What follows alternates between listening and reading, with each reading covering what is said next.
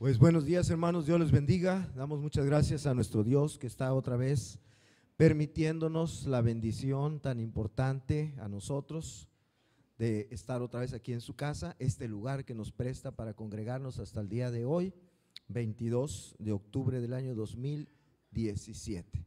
Damos gracias a Dios y especialmente también damos gracias a Dios por las personas que están con nosotros, invitados, invitadas, por segunda, por tercera ocasión, aquí o por primera ocasión, ¿verdad? Muchas gracias que aceptaron esta invitación y están aquí con nosotros. Dios les bendiga. Esperamos que esta sea una de muchas veces más que estén aquí con nosotros. Ese es nuestro deseo, ¿verdad, iglesia? Amén. Bueno, les esperamos y les agradecemos por su presencia. Que Dios les bendiga y esta palabra también es para todos ustedes. El tema es la sexta parte del ministerio del Espíritu Santo. Ministerio del Espíritu Santo. La última vez hacíamos énfasis en este versículo de Juan 14:16 que dice: y yo rogaré al Padre y os dará otro consolador para que esté con vosotros para siempre. Y esas palabras fueron palabras del apóstol Pablo, ¿verdad? No, me equivoqué, desde el apóstol Pedro. No, del apóstol Juan, del hermano Eliseo. El hermano Eliseo dice correctamente que son palabras de Jesús. Jesús dice: yo rogaré al Padre, cuando él ya estaba para irse de aquí, ascender al cielo, regresar de donde vino, él dice: yo rogaré al Padre y os dará otro consolador. Y en el último mensaje hacemos énfasis a las palabras que usó el Señor Jesús para decir otro consolador. La escritura original en griego, otro, es la palabra aios, que significa uno idéntico, uno que es idéntico. Uno que es idéntico quiere decir ese otro. Es decir, uno que es idéntico ¿a quién? Pues a Jesús, que es el que está hablando. Uno que es idéntico a Jesús.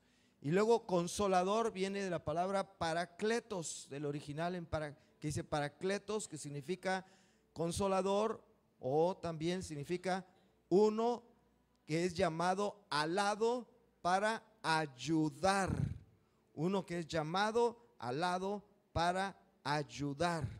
Bien, es decir que el Espíritu Santo, que es del que está hablando aquí, el consolador es el Espíritu Santo, es nuestro ayudador, un ayudador con poderes sobrenaturales, que es todopoderoso, pues, ¿verdad? Y ese es nuestro ayudador. Y hoy vamos a examinar más específicamente lo que el Espíritu Santo hace por nosotros para ayudarnos a disfrutar de la riqueza de la vida en el nuevo pacto. Ayudarnos a disfrutar de la riqueza de la vida en el nuevo pacto. Y esas ayudas que nos presta son las siguientes. Número uno, nos libera del poder del pecado y de la muerte. Nos libera. El momento de convertirnos en cristianos, el momento de poner nuestra fe en Jesucristo como Señor y Salvador nuestro, creer el mensaje del Evangelio que dice que de tal manera amó Dios al mundo que ha dado su vida, que ha dado la vida de su Hijo unigénito para que todo aquel que en él cree no se pierda, mas tenga vida eterna. El momento de creer en eso es como si, quedamos libres del pecado y de la muerte. Es como si hubiéramos estado internados en una prisión como presos, no como policías, como presos. En una prisión donde tenemos un régimen de aislamiento, como en esas cárceles de alta seguridad, ¿verdad? De máxima seguridad. Y de pronto nos indultan por lo mal que hicimos y nos dejan en libertad. Ahora ya no estamos limitados a un pequeño espacio donde estábamos viviendo, ya no estamos limitados a una determinada ropa que teníamos que vestir, a una determinada comida que teníamos que comer, la comida de prisión, y a todas las normas y privaciones que son propias de la vida en prisión. Ahora ya somos libres espiritualmente es lo mismo que pasa con la persona cuando pone su fe, cuando cree en Jesucristo como su Señor y Salvador. Pablo lo pone en Romanos 8, versículos 1 y 2. Dice así la Biblia: ahora pues ninguna condenación hay para los que están en Cristo Jesús. A ver, ¿somos o no somos culpables de pecado? Sí. ¿Nos merecemos ser condenados entonces? Sí. Pero dice este pasaje que está en la Biblia: ninguna condenación hay para nosotros siendo culpables, si estamos en ¿quién? En Cristo Jesús. Para los que están en Cristo, para los que están en Buda, en Mahoma, en Alá, en Guru Maharaji, en Krishna. Híjole, ayúdenme con otro nombre raro. Bueno, ahora pues ninguna condenación hay para los que están en Cristo Jesús. Y luego dice: ¿quiénes son los que están en Cristo Jesús? Aguas. Fíjese bien, ¿qué sigue? Los que no andan conforme a la carne. No dice los que cantan y alaban al Señor, bien bonito aquí en la iglesia, ahorita cantaron bien padre, pero esos no son los que están en Cristo Jesús. Bueno, sí son, pero ese no es el punto, ¿verdad? El punto que menciona la Biblia es los que no andan conforme a la carne. Porque alguien puede venir y cantar bien bonito y andar en la carne cuando sale de aquí. Esos no están en Cristo Jesús. Para ellos sí hay condenación. Los que no andan conforme a la carne, sino conforme al Espíritu. No quiere decir que seamos perfectos, no quiere decir que seamos perfectos, pero quiere decir que vivimos procurando esa perfección, ¿verdad? Esforzándonos cada día para agradar a nuestro Dios. Lo dice: los que no andan conforme a la carne, sino conforme al Espíritu, porque la ley del Espíritu de vida en Cristo, ese Espíritu es el Espíritu Santo, me ha librado de la ley del pecado y de la muerte, que es lo que dice aquí. Me ha librado entonces el Espíritu del poder, del pecado y de la muerte, dice el apóstol Pablo. Y Jesús, hablando de esto mismo, dijo unas palabras que el Espíritu Santo le recordó al apóstol Juan y que las puso allá en el Evangelio de Juan capítulo 5 versículo 24. Está hablando de lo mismo, dice: de cierto os digo, el que oye mi palabra y cree al que me envió, tiene vida eterna y no vendrá a condenación, mas ha pasado de muerte a vida. Otra vez dice: no vendrá ¿qué?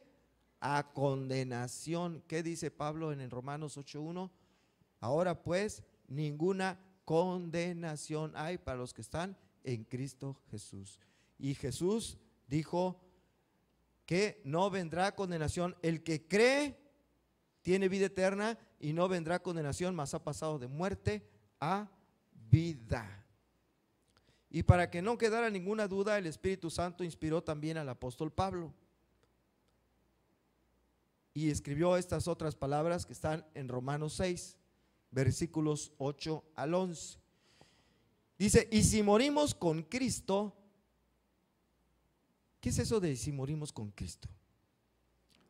Todos nos vamos a morir. Bueno, puede que no.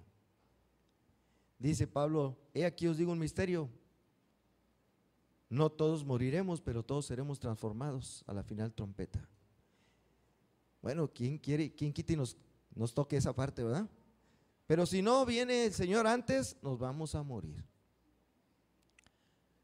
Pero si morimos con Cristo, quiere decir habiendo puesto nuestra fe en Cristo Jesús como Señor y Salvador, habiendo creído que Él es el Hijo de Dios que bajó del cielo para dar su vida en sacrificio por nuestros pecados. Eso quiere decir, si morimos en Cristo, dice, creemos que también viviremos con Él. La persona cuando muere, habiendo creído cuando estaba viva en Cristo Jesús, ahora va a vivir con Él, con Cristo ahí en el cielo, ¿verdad? Luego dice sabiendo que Cristo, habiendo resucitado de los muertos, ya no muere. La muerte no se enseñaría más de él, porque en cuanto murió, al pecado murió una vez por todas, mas en cuanto vive, para Dios vive.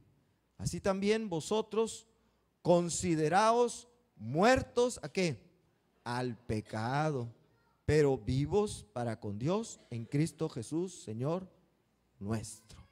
En Cristo. Así que debemos recordar esto, que hemos muerto al pecado, ya estamos muertos al pecado. Que es que ya no vamos a vivir para andar en la carne, para andar a hacer las cosas de la naturaleza pecaminosa con que nacimos. Y ahora estamos vivos para Dios, vivos para Dios. ¿Quién nos ayuda? ¿Quién nos liberta de esto? El Espíritu Santo. Otra cosa en la que nos ayuda es en que nos capacita para cumplir los mandamientos de Dios. Nos capacita para cumplir los mandamientos de Dios. Una tarea muy importante del Espíritu Santo es que ayuda al creyente para obedecer los mandamientos de Dios. Esa es una diferencia y gran bendición que tenemos los que vivimos en el nuevo pacto de los que vivían en el antiguo pacto. ¿Se acuerdan del pueblo de Israel? Salieron de Egipto, vieron los milagros que nosotros nunca hemos visto ni nunca vamos a ver en nuestra vida. Y sin embargo, ¿cómo fueron? ¿Pudieron obedecer lo que Dios les mandó? No pudieron. Rebeldes, desobedientes, quejumbrosos, ¿verdad? Todo el tiempo fastidia y fastidia a Moisés e indirectamente a través de él a Dios. Pero nosotros tenemos la ayuda del Espíritu Santo para poder cumplir los mandamientos. La obediencia del creyente a los mandamientos de Dios es el resultado, escuchen, de que el Espíritu Santo more en él, en el creyente. El Espíritu Santo morando en el creyente hace que el creyente se produzca en él el fruto del Espíritu Santo, del cual nos habla Gálatas 5, 22 y 23, que dice: mas el fruto del Espíritu es amor, gozo, paz, paciencia, benignidad, bondad, fe, mansedumbre, templanza. Contra tales cosas no hay ley. Una persona que mora en su cuerpo el Espíritu Santo va a manifestar el fruto del Espíritu Santo: amor, gozo, paz, paciencia, benignidad, bondad, fe, mansedumbre, templanza. Y esas actitudes que va a tener el creyente, porque el Espíritu Santo mora en él, esas van a hacer que se manifiesten externamente en acciones agradables a Dios, en obras que hacemos que son agradables a Dios. ¿Sí se entiende? Eso es lo que enseña la Biblia. Ese es el énfasis que pone la Biblia de la persona que tiene el Espíritu Santo en él. Porque luego otras personas andan haciendo énfasis a otras cosas, que si habló en lenguas, que si se cayó al suelo, que si hizo esto, que si lo otro. La Biblia, el énfasis es la vida de la persona, cómo vive, porque el Espíritu Santo está en él. Efesios 2, 8 al 10 dice: porque por gracia sois salvos por medio de la fe, y esto no de vosotros, pues es don de Dios, no por obras, para que nadie se gloríe. Y luego dice: porque somos hechura suya, creados en Cristo Jesús, ¿para qué? Para buenas obras. Aquí puede estar un poquito confuso, voy a desconfundirlos o confundirlos más. Vamos a ver qué pasa. La primera parte, los dos versículos 8 y 9, están hablando de la salvación. Y el último versículo, el 10, está hablando de la persona que ya es salva. Lo primero dice: por gracia sois salvos. Nos está diciendo cómo llegamos a ser salvos. ¿Qué es gracia? Es un favor que Dios nos hace que no nos merecemos. Es un favor inmerecido que Dios nos da, el darnos la salvación, porque no la merecemos, nadie. ¿Y cómo nos las da? Por medio de la fe. Ya sabemos que la fe en Él, en Cristo Jesús. Bueno, y esto no de vosotros, es don de Dios. Y luego dice, no por obras, para que nadie se gloríe. Y luego dice que fuimos hechos para buenas obras. Dice, no por fin, no que no por obras, o sí por obras. Bueno, la salvación no es por obras, es lo que está diciendo. No es por obras, pero una vez que ya somos salvos, hemos nacido de nuevo, o como dice ahí, creados en Cristo Jesús, ¿para qué? Para hacer buenas obras. ¿Cómo se refleja entonces alguien que ha nacido de nuevo, que ha creído en Cristo Jesús, que el Espíritu Santo vino a morar en él? Se refleja en que hace buenas obras, en su manera de vivir, en su manera de ser, en su amor al prójimo. ¿Ok? Eso es lo que está diciendo aquí. Así que estos versículos resaltan la verdad de que si hemos sido salvos, por lo tanto nacidos de nuevo por el poder del Espíritu Santo, este hecho será evidente en la forma en que vivimos y en la forma en que servimos a Dios. También podemos recordar Romanos 8:9, miren. Mas vosotros no vivís según la carne. Otra vez, hay otra versión que dice, no vives siguiendo la naturaleza pecaminosa, en la NBI. Mas vosotros no vivís según la carne, sino según el Espíritu, si es que el Espíritu de Dios mora en vosotros. Y si alguno no tiene Espíritu de Cristo, no es de él. Así que, ¿cómo es que vive la persona que sí tiene, que sí mora el Espíritu en él? ¿Cómo vive? En la carne.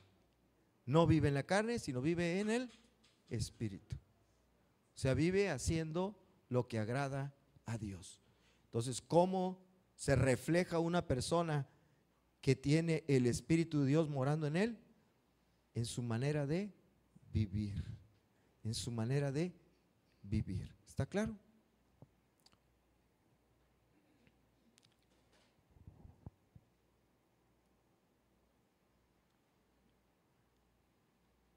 Bueno, así le dejo, porque iba a hablar otra cosa más, pero mejor ahí le dejamos. Tercera, nos dirige hacia Cristo.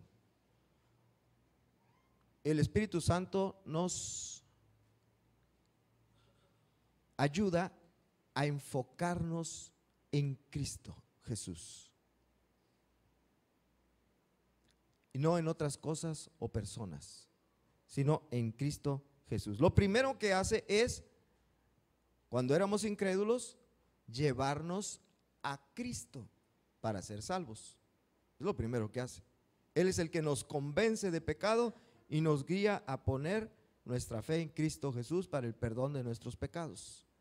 Y después, ya que somos salvos, ya que somos perdonados y tenemos la vida eterna, ahora nos guía a mantenernos, a perseverar en esa vida cristiana y seguir enfocados en Cristo. Esa es otra cosa en la que nos ayuda. El Espíritu Santo entonces nos va a estar siempre poniendo nuestra mirada, poniendo el testimonio en Cristo. Jesús mismo, dice aquí, declaró 2 veces que el Espíritu Santo dirige nuestra atención a Cristo. La primera cita, Juan 15:26. Pero cuando venga el Consolador, a quien yo os enviaré del Padre, el Espíritu de verdad, el cual procede del Padre, dice, Él dará testimonio acerca de el apóstol Pablo, de Juan, de Pedro. Él dará testimonio acerca del Papa, o dará testimonio acerca de la Virgen María. ¿Qué dice la Biblia? Él dará testimonio acerca de mí. ¿Quién está diciendo esto para saber quién es mí? Lo está diciendo Jesús. Jesús dijo eso. El Espíritu Santo va a dar testimonio de mí. de mí, de Jesús, el Hijo de Dios, no de nadie más, no de nadie más. Otra ocasión en que dijo fue Juan 16, 14, versículos 14 y 15. Dice, hablando del Espíritu Santo, dice: Él me glorificará, Él me exaltará, Él va a hacer que nosotros lo glorifiquemos, lo exaltemos. Ahorita que cantamos Tú el vencedor, ¿a quién estamos diciendo eso? ¿Quién es tú? Es Cristo, ¿verdad?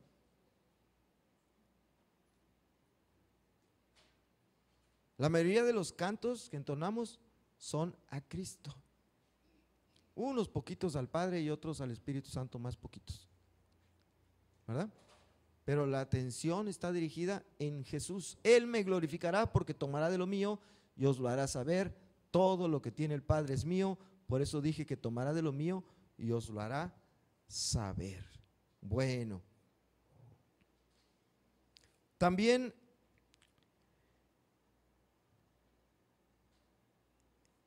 el Evangelio de Juan, donde Jesús menciona que el Espíritu Santo dirige a los creyentes hacia Él. También menciona otras personas y cosas que dan testimonio de Jesús, de Jesús, de Jesús. Vamos a ver esas otras personas o cosas. Juan 8, versículo 18. Yo soy el que doy testimonio de mí mismo, y el Padre que me envió da testimonio de mí. ¿Quién está diciendo esto? Jesús está hablando. Entonces, él dice, ¿quién da testimonio de Jesús? En ese versículo, el Padre celestial. A ver, ¿pueden ustedes recordar algún pasaje de la Biblia en donde el Padre dio testimonio de su Hijo, Jesús? ¿Cuál? A ver, uno solo hable, porque ¿cuándo lo qué? Cuando se bautizó Jesús en el río Jordán, ¿verdad? Dice que se oyó una voz del cielo que decía: este es mi Hijo amado en quien tengo complacencia. ¿Verdad? El Padre dio testimonio de Él. Y es lo que está diciendo Jesús aquí. A ver, esta otra cita. ¿Quién da testimonio de Jesús aquí? Juan 5:36. Mas yo tengo mayor testimonio que el de Juan. Se refiere a Juan el Bautista. Porque las obras que el Padre me dio que cumpliese, las mismas obras que yo hago, dan testimonio de mí que el Padre me ha enviado. Él dijo a los hombres incrédulos: si no me creéis a mis palabras, creedme por mis obras. Si yo les digo que puedo volar, ustedes van a decir: no le creo. Yo puedo volar como Superman. Ustedes dicen: no, ¿verdad que no me creen? Pero ¿qué tal si ahorita me pongo a volar así, y voy así por arriba de ustedes? Entonces, ¿ya me creen? Es lo que dijo Jesús: no me crean a mis palabras, créanme a las obras que yo hago. Ellas dan testimonio de mí. Díganme una obra que haya hecho Jesús que dé testimonio de que Él es Hijo de Dios. ¿Qué? Dio vista a los ciegos. Bien. También un oftalmólogo. Otra. ¿Qué? Cuando convirtió el agua en vino. Eso sí no lo hace ningún ingeniero químico, ¿verdad? ¿Qué otro? Paralítico. ¿Qué? La resurrección de personas que estaban muertas. Por ejemplo, Lázaro, ¿verdad? Lázaro, después de 4 días de muerto, lo resucitó. ¿Se acuerdan cuando también le habló una tormenta que había en el mar y la detuvo? La regañó y se aplacó. Ay, perdón, dijo la tormenta, ¿verdad? Otra, caminó sobre el mar. ¡Sas! ¿Quién puede hacer eso? Nadie. ¿Qué más? Tomó el lonche de un niño y con él alimentó a 5,000 personas, de las cuales nomás contaron los puros varones, faltó contar los niños y las mujeres. Bueno, todas esas cosas que son imposibles de hacer para los seres humanos, Él las hizo y por eso dice, las obras dan testimonio de mí, dan testimonio de que yo realmente soy quien digo que soy. ¿Ok? Porque miren, ¿Jesús fue científico? No. ¿Fue pintor? ¿Como un Leonardo da Vinci? No. ¿Fue arquitecto? ¿O escultor? No. ¿Fue un escritor de grandes obras clásicas como Shakespeare, Miguel de Cervantes Saavedra, nuestro premio Nobel aquí en México, ya murió? ¿Fue algo así? No. ¿Y entonces qué hizo para que todo el mundo se acuerde de él después de tantos años de muerto? Bueno, cualquiera puede pintar, aunque no tan bonito, pero cualquiera puede hacer una pintura, cualquiera puede hacer una escultura, cualquiera puede construir una casa, un edificio, cualquiera puede, o hay muchos, pues, no cualquiera, pero hay muchos que pueden descubrir una fórmula matemática o un principio de física o de química. Hay cantidad de personas, ¿verdad? Pero ¿quién puede caminar en el mar? ¿Quién puede multiplicar el alimento así nomás? ¿Quién puede resucitar un muerto? ¿Quién puede sanar una enferma así? Un paralítico que no está cojo y todo y de repente se pone a caminar. Nadie, nadie, nadie. Por eso Jesús pasó a la historia como el número 1. No hay ninguna persona en toda la historia de la humanidad que haya influido tanto como Jesús. Ninguno.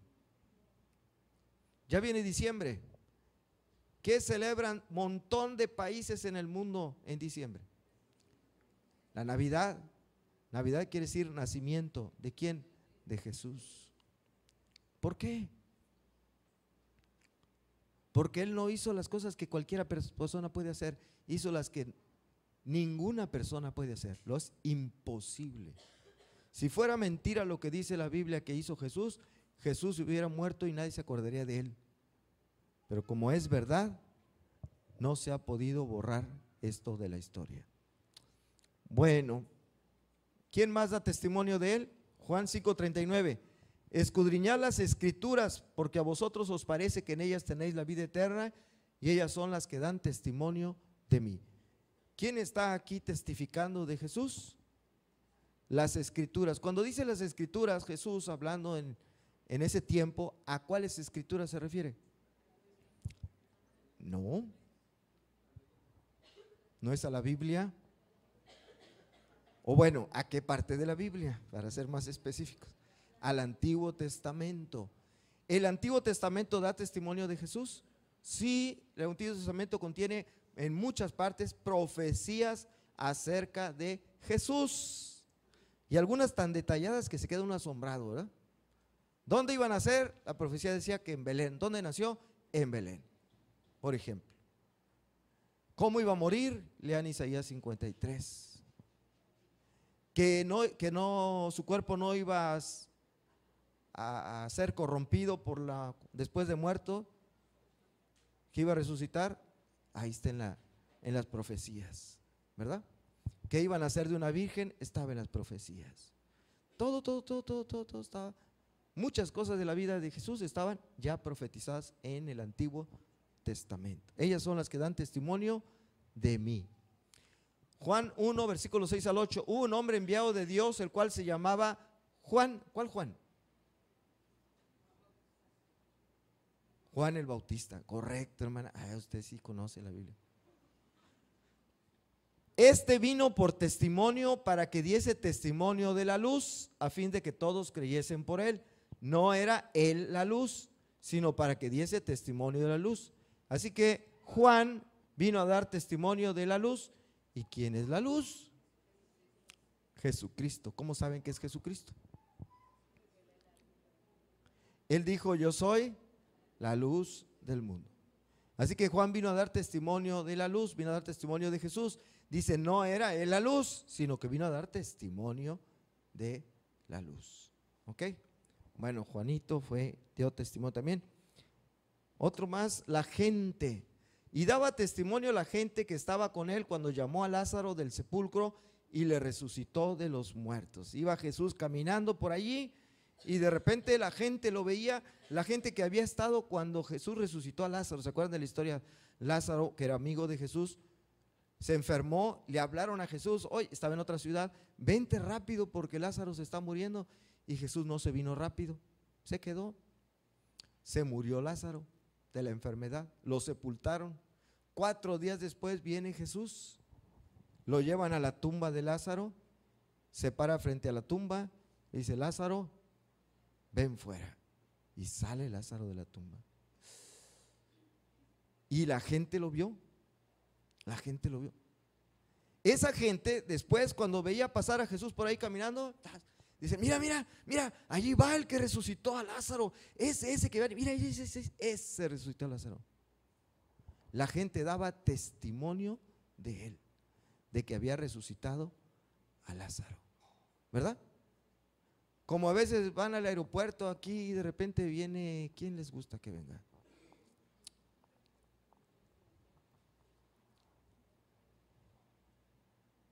¿Quién? A ver, que viniera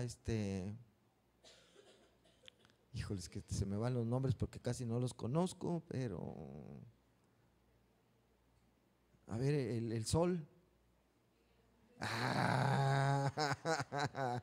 Se desconoció Luis Miguel, que llegara Luis Miguel al aeropuerto, ¿cómo se pondría la gente ahí alrededor a reconocerlo? Luis Miguel, ¿verdad? Y ahí están todos. Así la gente daba testimonio: ese es Jesús, míralo, ahí va. Y luego lo seguían, ¿verdad? Bueno, el apóstol Pablo dio aún más apoyo de que el Espíritu Santo nos ayuda, nos guía a Jesús. Dice 1 Corintios 12, versículo 3: nadie puede llamar a Jesús Señor sino por el Espíritu Santo. Ahora, usted me puede decir: yo sí le puedo decir Señor. Cualquier persona que pase por la calle puede decir Señor Jesús, ¿sí o no?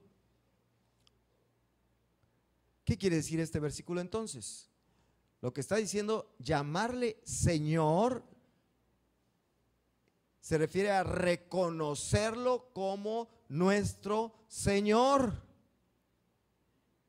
Es decir, Él es el amo, yo soy su esclavo, yo lo voy a obedecer en lo que Él me mande. Y dice: nadie le puede decir así a Jesús si no es por el Espíritu Santo. ¿Le puedes decir la palabra Señor? Sí, pero realmente que sea tu Señor solamente por el Espíritu Santo. Y Él nos ayuda para guiarnos al Espíritu Santo. Ahora voy a decir un punto, no sé si les vaya a tocar o les tocó alguna vez en su vida, pero a veces las personas se extravían en este punto que estamos hablando. A veces las personas se extravían. Con frecuencia llegamos a escuchar por ahí alguna expresión de alguien que dice: yo ya no voy a la iglesia, ¿verdad? De repente ya no va un hermano, ya no viene una hermana, lo encontramos por ahí: hermano, hace mucho que no vas a la iglesia, ¿qué pasó? No, yo ya no voy a ir a la iglesia porque allá hay puros hipócritas, hay mucha gente hipócrita, yo no voy. ¿Cómo? Sí, mira, el hermano fulano es un hipócrita porque dijo esto y por acá, mira, está haciendo esto otro. La hermanita fulana es una hipócrita porque dijo esto y por acá afuera hace esto otro. No, yo allí no voy. O échenle al pastor también: no, ya estoy bien decepcionado de los pastores, no quiero volverme a parar a la iglesia. ¿Qué es lo que está pasando allí con estas personas que se extravían? Lo que está pasando es que están ignorando, ya sea porque no lo conocen o porque voluntariamente están desechando un pasaje de la Biblia, una orden que está en la Biblia. Y esa orden es esta: así ha dicho Jehová, maldito el varón que confía en el hombre. Jeremías 17:5. Esas personas han puesto su mirada, su confianza en el hombre o en una mujer determinada en la iglesia, o en varios. Y el que hace eso, ¿qué va a hacer? Dice ahí, maldito. Hermanos, malditos ustedes si ponen su confianza en mí. Son malditos. Se oye feo, ¿verdad? Pero yo no lo dije, está en la Biblia.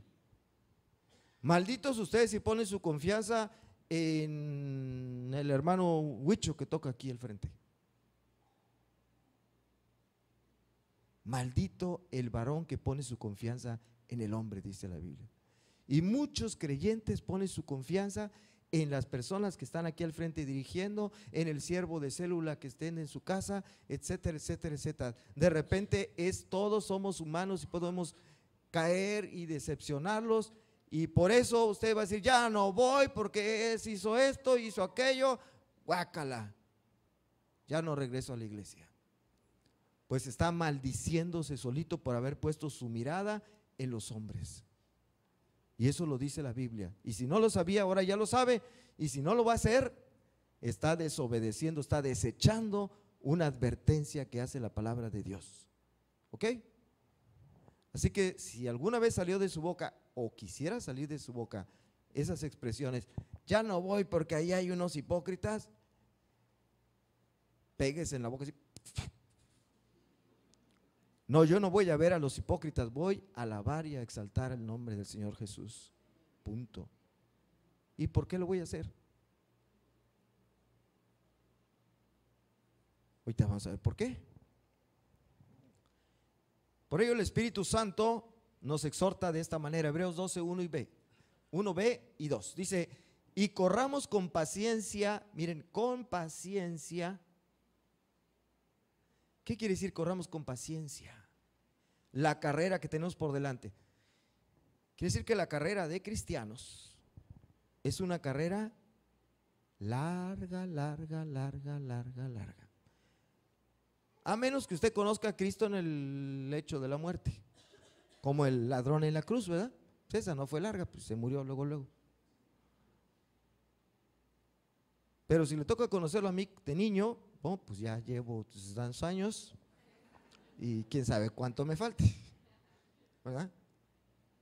Larga. Es hasta la muerte. No es una carrera de 100 metros planos, es un maratón, como el que va a haber el 5 de noviembre, ¿verdad? La carrera imagen de 5 y 10K, ¿sí sabían? No vayan a competir porque es en domingo, vénganse a la iglesia. Pero les digo porque luego a veces nos bloquean la circulación de las calles y todo, vénganse con tiempo, domingo 5 de noviembre. Corren aquí, ¿verdad? Por todo el bulevar, llegan al spa y luego se van para la playa por allá. Bueno, muy bien, ya me perdí. Puesto los ojos ¿en quién? En el pastor. Se equivocó aquí el escritor de Hebreos. No, puesto los ojos en Jesús. Díganle al lado, pon tus ojos en Jesús. No los pongas en otra persona. Eres maldito si los pones en otra persona. Sí. Ay. Eso dice la Biblia. Puesto los ojos en Jesús. ¿Por qué? Allí dice por qué. Porque Él es el autor y consumador de la fe, el cual por el gozo puesto delante de Él sufrió la cruz. ¿Por qué tuvo gozo? ¿Por qué dice el gozo puesto delante de Él sufrió la cruz? ¿Cuál era ese gozo? ¿Qué gozo se puso delante de Él para que fuera a sufrir la cruz? A ver, papás, tienen hijos y esos hijos les dan muchos problemas. De chiquitos, pues hay que hacerle de adivino porque les lloran y no saben por qué. Ya, pero desde que están chiquitos empiezan a gastar y a gastar y a gastar y a gastar, ¿verdad?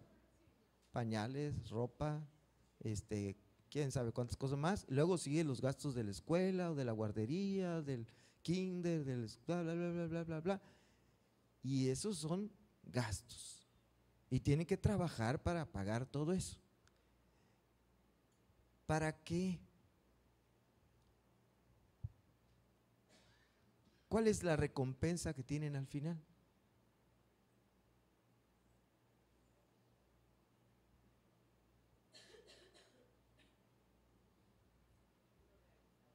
Verlos realizados. Por ejemplo, ¿verdad?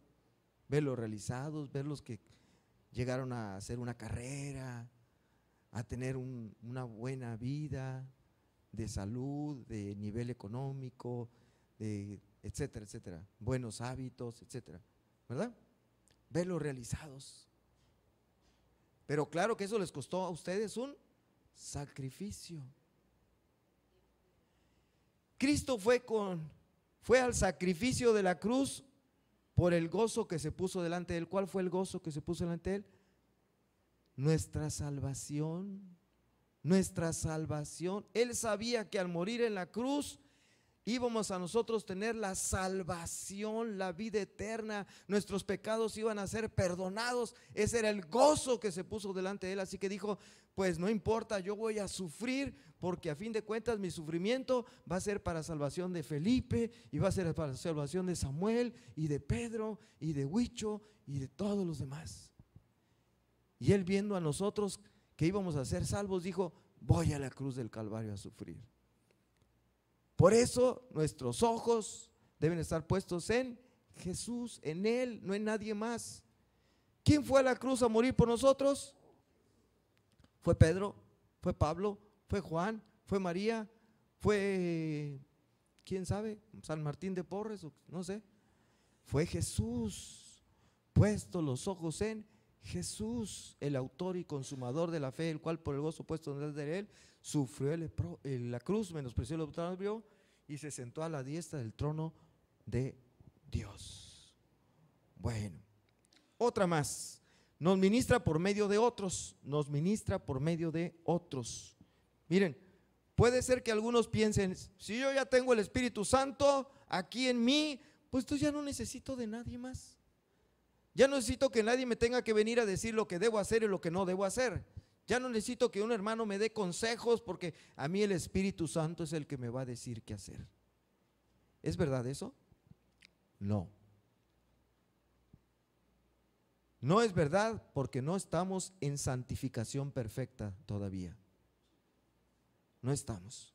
Mientras tanto, Dios usa el ministerio del Espíritu Santo de ayudarnos, para exhortarnos, para corregirnos, para animarnos por medio de otros creyentes. De otros creyentes. Es otra cosa que el Espíritu Santo hace, por medio de otros creyentes. Y por eso está este mandamiento que leemos en Hebreos 10, se me acabó, 23 al 25, dice: mantengamos firme sin fluctuar la profesión de nuestra esperanza. Mantengamos firme sin fluctuar la profesión de nuestra esperanza, porque fiel es el que prometió. ¿Dios es fiel, sí o no? ¿Y qué nos pide? Sé fiel hasta la muerte. Como Él es fiel, nosotros nos debemos mantener firmes sin fluctuar la profesión de nuestra esperanza. Y luego dice: y considerémonos unos a otros, o sea, entre nosotros los creyentes, ¿para qué? Para estimularnos al amor y a las buenas obras. Hermano, ama a tu esposa. Hermano, mira, la palabra dice que tú debes amar a tu esposa como a tu mismo cuerpo. Hermano, estás fallando en eso. Mira cómo tienes a tu mujer, mira cómo anda vestida, y tú bien a todo dar, y mira ella cómo, ¿verdad? Nos estimulamos. Hermano, atiende a tus hijos, mira, a tu padre, a tu madre, ve por ellos, están ancianos, necesitan que tú los apoyes. En fin, nos decimos y nos estimulamos al amor unos a otros y a las buenas obras, no dejando de congregarnos como algunos tienen por costumbre. Desgraciadamente algunos creyentes desechan este mandamiento, no dejando de congregarnos. ¿Por qué no debemos dejar de congregarnos? Porque entonces perdemos esa ministración del Espíritu Santo por medio de otros creyentes que nos ayudan a mantenernos firmes y sin fluctuar en nuestra profesión cristiana. No dejando de congregarnos. A ver, dile al de al lado, no dejes de congregarte. Ahora tú regrésasela. Tú tampoco, dile. Tú también no dejes de congregarte. No dejando de congregarnos como algunos tienen por costumbre. Si ustedes hacen memoria, hay varios hermanos y hermanas que ya no vienen y ya no van a ninguna iglesia. Se dejaron de congregar. Por lo que ustedes quieran. Así que en este pasaje Dios nos recuerda que quiere que nos mantengamos firmes sin fluctuar en nuestra carrera, nuestra profesión cristiana. ¿Hasta cuándo se acaba esa carrera? Hasta que Dios nos llame a su presencia. No son 10, 20, 30 los que Dios nos dé de vida hasta ese día. Es algo que le faltó al rey Salomón, ¿se acuerdan? Lo acabamos de ver en los estudios bíblicos en casas, allá en 2 de Crónicas. Le faltó a Salomón. Salomón fue un hombre muy sabio, gracias ¿a quién? A Dios. Pero al final de su vida no fue fiel a Dios, se apartó de Dios. Y eso les pasa a muchos creyentes también, a muchas personas que vienen a la iglesia. Hacen su profesión de fe, manifiestan públicamente que creen en el Señor Jesucristo y empiezan a asistir y les encanta y se animan y empiezan, y yo quiero servir en esto, y yo quiero, se bautizan, claro, y empiezan a decir, yo quiero participar acá, y yo quiero participar por acá, y yo voy a ir a una célula, y yo voy a este lado, y yo voy a participar, y empiezan, y yo voy a ir a visitar al hospital, porque, y yo voy a visitar a las personas que no asistieron hoy, y así empieza, y uno se les queda viendo, ¡aso! Me apantallan estos hermanitos. Qué bárbaros, qué activos, qué amor, qué fervor al Señor Jesús, qué bárbaros. Pero de repente viene una circunstancia, no quiero saber cuál, y ¡pum!, se desinflan los hermanos. Se desinflan. Por cualquier razón, la que sea, y empiezan a faltar, y luego ya no vienen. Pues, ¿qué pasó? Pues no, que muy. Creyeron que la carrera cristiana era una carrera de 100 metros planos. Así que corrieron bien rápido, y al llegar a los 100 metros, a descansar. Y no, la carrera es un maratón. Hasta que Dios nos llame a su presencia. Es bien bonito ver a los hermanos que andan bien activos, pero es muy triste verlos cuando después se aplacan. Yo quiero abrir mi casa para célula y después, no, ya la quiero cerrar. Yo quiero ser siervo de célula, ahí estoy. No, ya no quiero ser.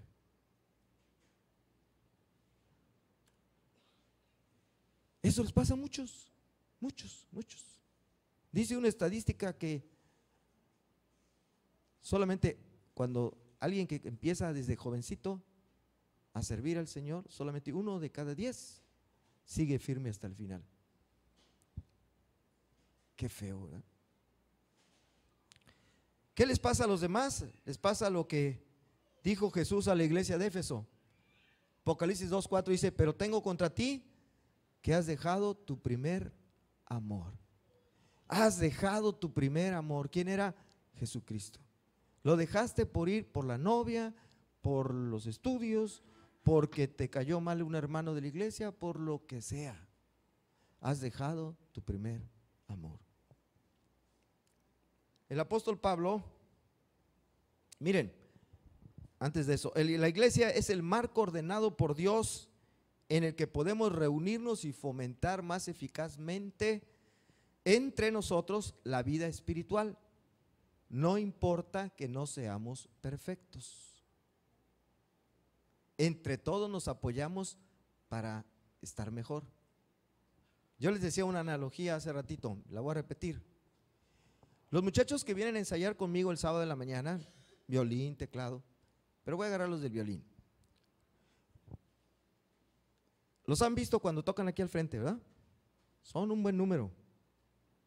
Bueno, están tocando y de repente, vamos a suponer que fueran 10, uno de ellos se equivoca en una nota. En lugar de dar un fa, da un fa sostenido. Ya se fue la que dio el fa sostenido hace rato.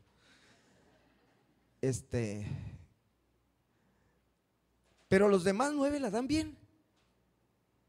Les pregunto, ¿ustedes se dan cuenta? No.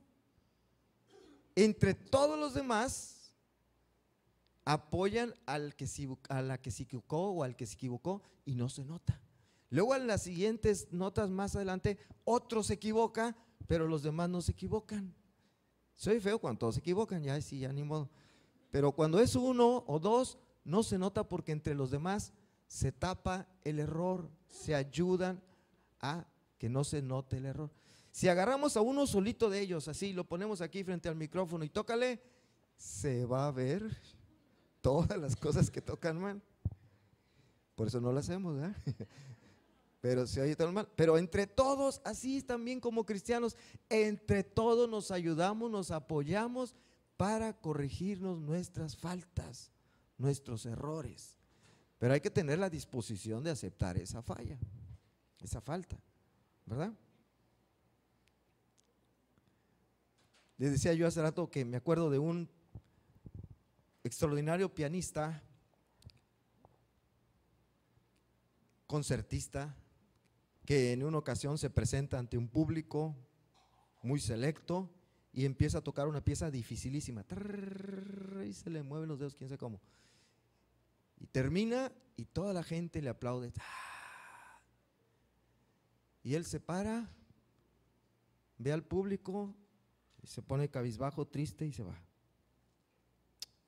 Y ya afuera le dicen sus amigos, oye, pero ¿por qué estás triste? Mira los aplausos que has obtenido. Todos estaban aplaudiendo. Dice, no, todos no, faltó uno. Hubo uno que no aplaudió.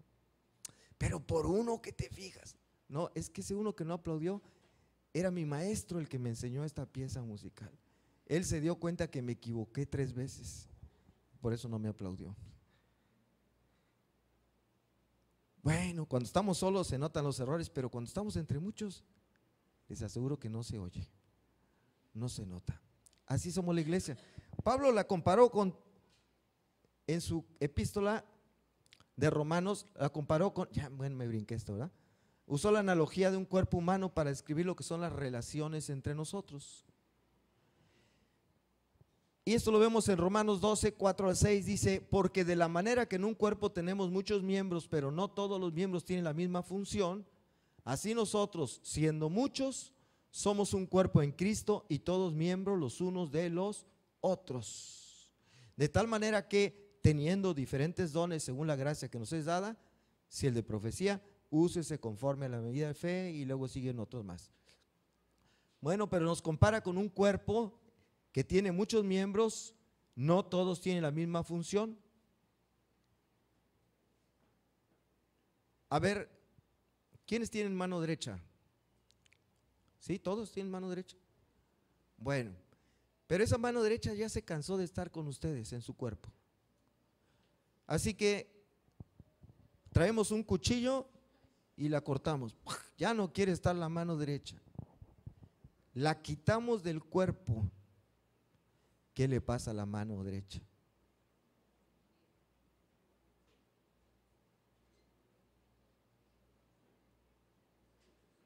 Ya no sirve, ¿y qué más? Se muere, se muere. Eso le pasa al creyente si se sale del cuerpo de Cristo, si se retira, no dejando de congregarnos.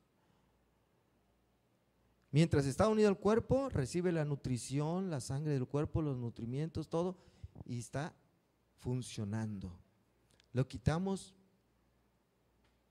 ya no sirve para nada. Es lo que dice aquí Pablo. Estamos entonces resaltando que el Espíritu Santo usa a los mismos creyentes para ayudarse unos a otros. Y vamos al último, en que nos ayuda, nos guía a la voluntad de Dios. Nos guía a la voluntad de Dios. Uno de los ministerios más importantes del Espíritu Santo es que nos guía a conocer la verdadera voluntad de Dios, porque luego hay confusiones. La verdadera voluntad de Dios. Y esto no es nuevo. Ya desde el Antiguo Testamento se mencionaba en Ezequiel 36, versículo 27, está haciendo una profecía. Dice, y pondré, ¿dónde? Dentro de vosotros. Esto no lo tenían los del Antiguo Pacto, esto no lo tenía el pueblo de Israel. No tenía el Espíritu Santo dentro de ellos en forma permanente. Y pondré dentro de vosotros mi espíritu y haré que andéis en mis estatutos. A ver, y guardéis mis preceptos y los pongáis por obra. ¿Para qué puso Dios el Espíritu Santo en nosotros? ¿Cuál era el propósito?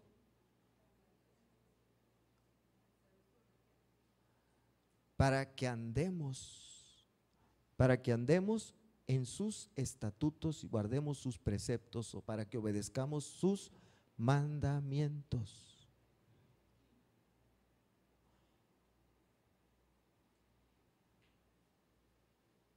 Eso es el propósito. Para que vivamos conforme a la voluntad de Dios. Para eso es. Para eso es. ¿Crees que tienes el Espíritu Santo? ¿Se nota que lo tienes el Espíritu Santo? Por ahí escuchaba yo una predicación que decía, los que tienen el Espíritu Santo son los que hablan en lenguas. Eso no dice la Biblia. Lo que sí dice es que los que tienen el Espíritu Santo no andan conforme a la carne, sino conforme al Espíritu. Y dice que los que tienen el Espíritu Santo andan obedeciendo los estatutos y los preceptos de Dios.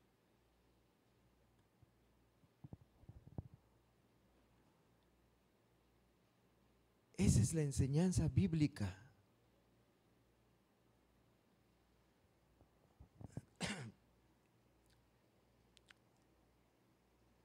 Ahora, ¿me brinqué algo? No. Es importante esta ayuda que nos da el Espíritu Santo, sobre todo cuando vivimos en un mar de confusión. Aún dentro de las iglesias cristianas hay algunas doctrinas que se contradicen de una iglesia a otra iglesia, ¿verdad? Y uno dice, ¿cuál tiene la razón? ¿Quién tiene la razón?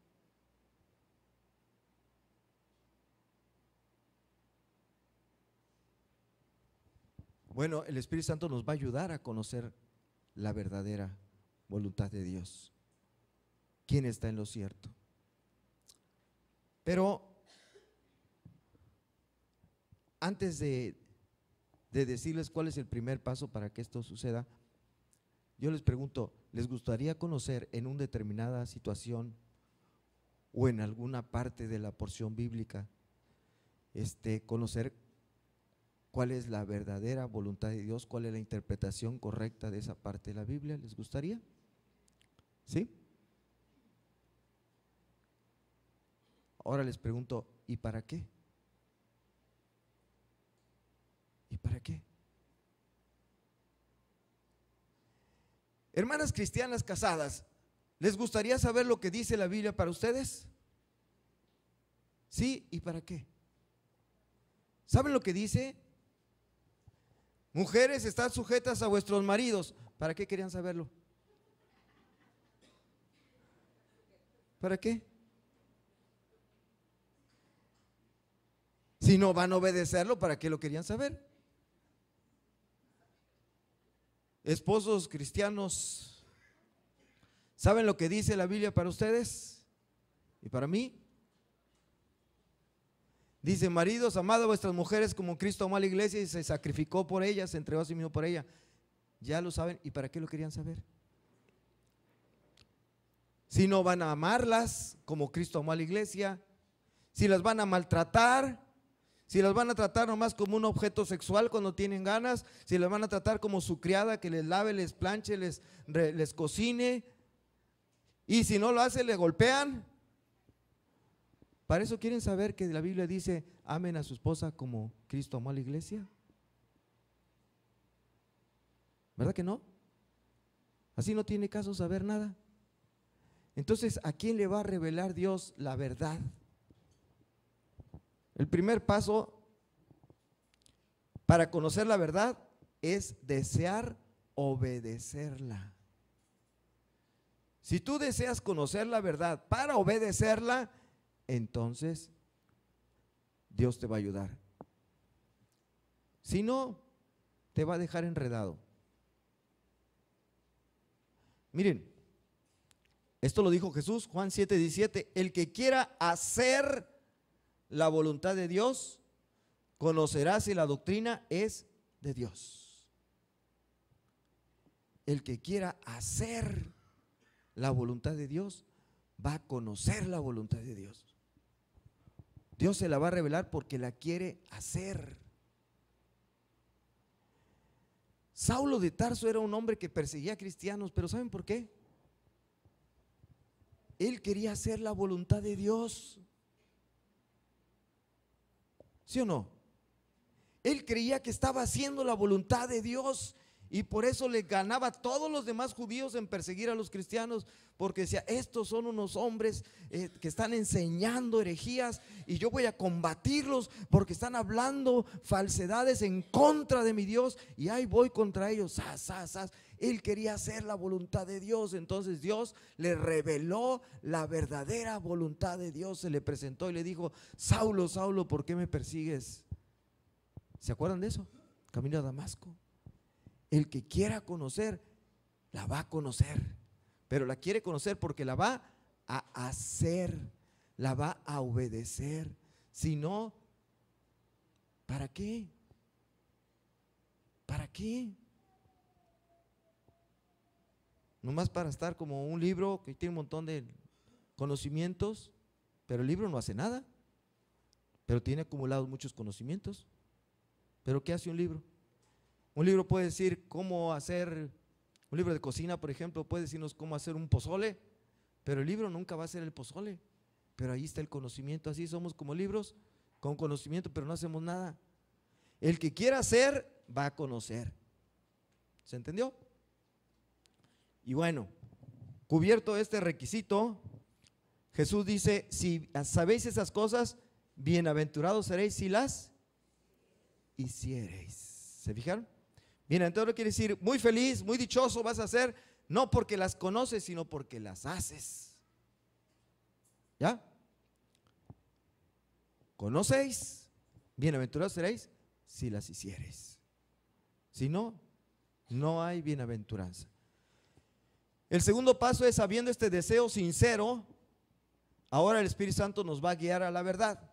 Dice la Biblia en Juan 16:13, pero cuando venga el Espíritu de verdad, Él os guiará a toda la verdad. Cuando venga el Espíritu de verdad, Él os guiará a toda la verdad. ¿Cómo nos va a guiar el Espíritu Santo a toda la verdad? ¿Cómo le va a hacer? Hay varias maneras en que lo puede hacer. Y a veces usa esas varias maneras. Pero hay una que es más segura de todas. Mire, por ejemplo, el Espíritu Santo nos puede hablar estando dormidos.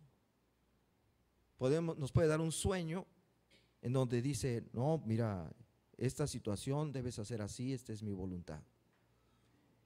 Y yo me despierto del sueño y ¿saben qué va a pasar? Que me voy a quedar con la duda. ¿Yo inventé el sueño o fue de veras que me habló el Espíritu Santo? ¿A poco no? ¿No han tenido ustedes sueños así raros? Soñamos cada cosa nosotros ahí, cada locura, revolvemos tiempos y sueño que estoy en la casa donde vivía cuando era niño y de repente veo el carro que tengo y así. ¿qué es esto, verdad? Así puedo soñar que una voz me habla y me dice cosas. ¿Fue cierto? ¿Fue cierto o no fue cierto? Eso le pasó a Gedeón. ¿Y qué dijo Gedeón? Oye, ¿sabes qué? Confírmame si de veras fuiste tú. ¿Y qué le pidió? Una prueba. Dame una prueba de ver si es cierto. Y todavía se la dio. ¿Y qué pasó? Pues ni así le creía. ¿Sabes qué? Dame otra. ¡Sas! ¿Verdad? ¿Se acuerdan del vellón? Quiero que esté mojado y el otro que esté seco. O sea, él tuvo la visión, pero aún así no se la creía. Quiero algo sobrenatural para comprobar que de veras fue cierto. O yo me lo imaginé. Comí alguna cosa que me hizo daño y tuve pesadillas. Bueno, pero hay una manera, dice el apóstol Pedro, que es segura. Segundo de Pedro 1, 19, 20. Tenemos también la palabra profética más segura, a la cual hacéis bien en estar atentos como a una antorcha que alumbra en un lugar oscuro hasta que el día esclarezca y el lucero de la mañana salga en vuestros corazones. Entendiendo primero esto, que ninguna profecía de la Escritura es de interpretación privada. Entonces, ¿cuál es esa palabra profética más segura? Acá nos lo dice abajo, la Escritura, la Biblia. La Biblia es la manera en que el Espíritu Santo nos puede dar a conocer la verdad. Pero si la queremos conocer para obedecer. Tú vienes de cierta doctrina dentro del cristianismo en donde tienes imágenes y te arrodillas delante de ellas y les hablas y todo.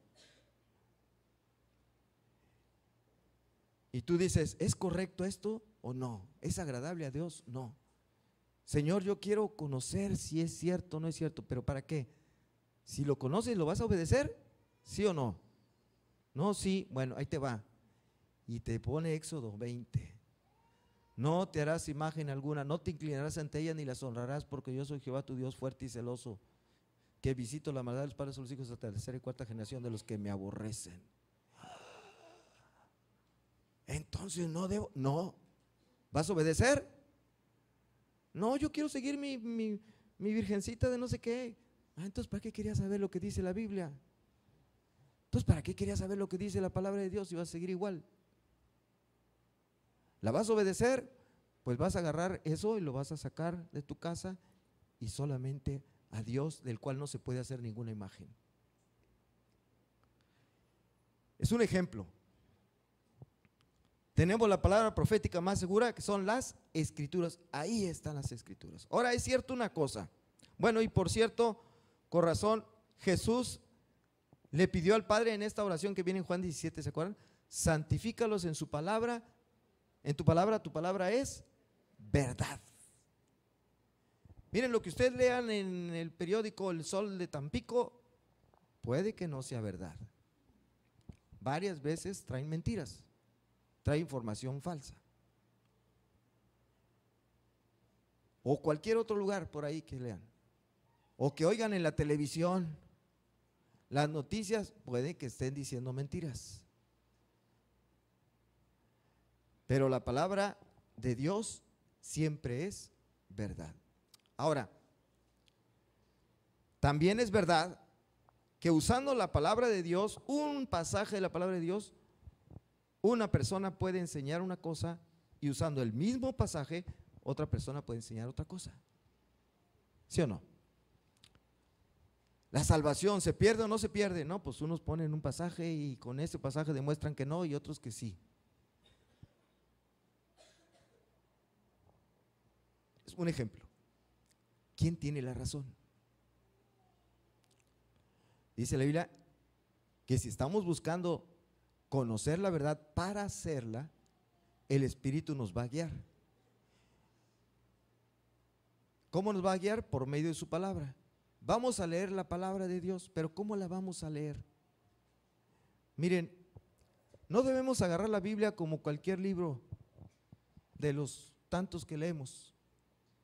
No, pues que voy a leer la Ilíada y la Odisea. Ya está uno leyendo. Está bien. voy a leer mi libro de electrónica de potencia, sistemas electrónicos de potencia. Ahí estoy. Pues ya. Y voy a leer otro. Y no. Sí, ya. No, la Biblia no se debe leer así. Cuando uno va a leer la Biblia porque quiere encontrar algo en ella, aclarar alguna duda, alguna situación, primero hay que orar a Dios y decirle: Señor, quiero conocer tu verdad para obedecerla. La voy a obedecer, la que sea. Ilumíname ahorita que voy a estudiar tu palabra. Y póngase a leerla, lea el texto, el contexto y lo que sigue del texto. Vuélvala a leer, estudie otros pasajes afines a ese que está leyendo y después ciérrala y medite en lo que leyó. Medite de día y de noche pidiéndole a Dios que le ayude a entenderlo. Medite. Mire lo que dice el Salmo número 1, ¿se acuerdan? Bienaventurado el varón que no anduvo en consejo de malos, ¿qué más? Ni estuvo en camino de pecadores, ni en silla de escarnecedores se ha sentado, sino que en la ley de Jehová está su delicia, y en su ley, ¿qué? Medita de día y de noche. Quien hace eso es bienaventurado y será como árbol plantado junto a corrientes de aguas, que da su fruto a su tiempo y su hoja no cae. ¿Cuál es el secreto?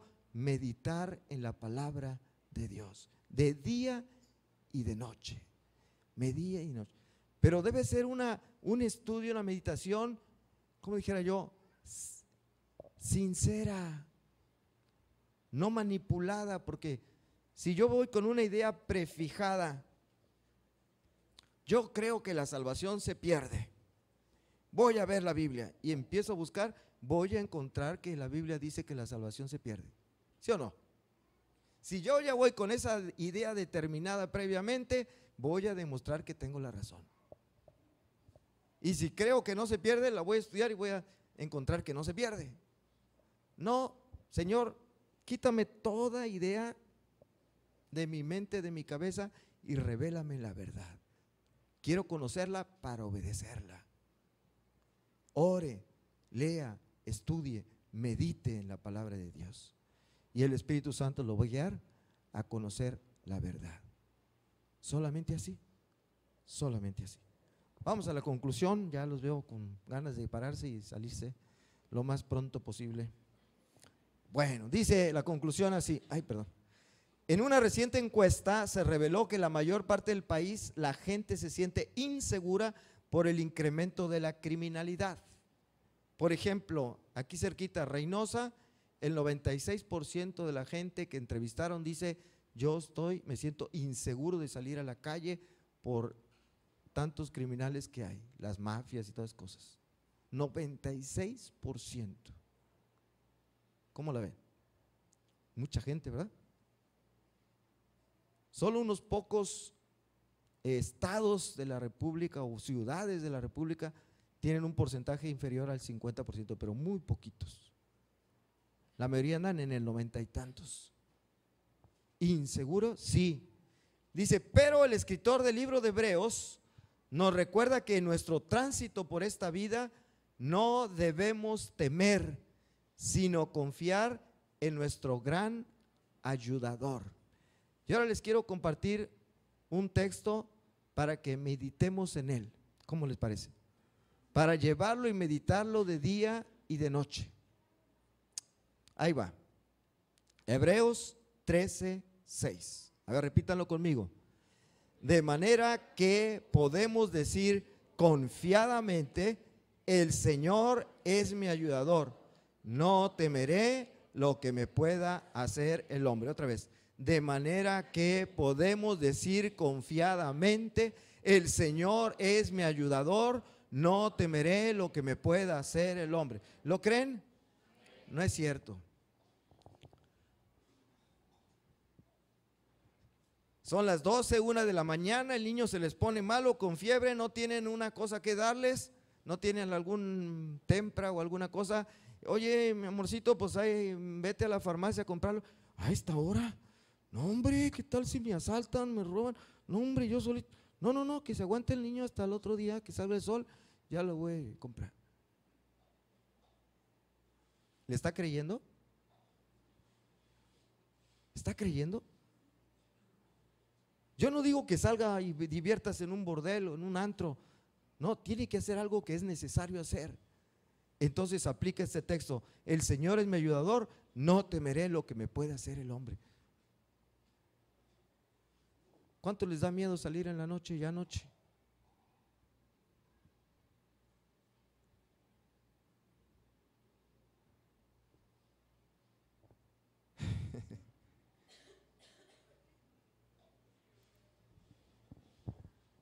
O van a una entrevista de trabajo, ay, ¿qué hago? ¿Qué digo?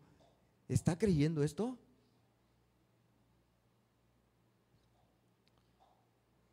Me mandó llamar el jefe, ¿qué me querrá decir? Ay, ay, ay. ¿Ya ven por qué les digo que no es cierto?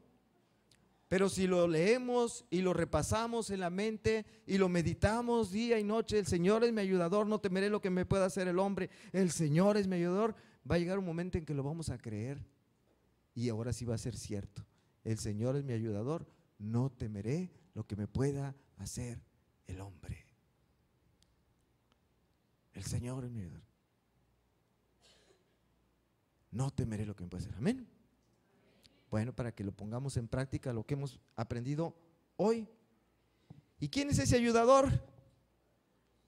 Y ese ayudador que nos envió el Padre a la partida de su Hijo es el Espíritu Santo, el Paracletos, que quiere decir ayudador, el cual prometió que estará con nosotros para siempre y estará en nosotros.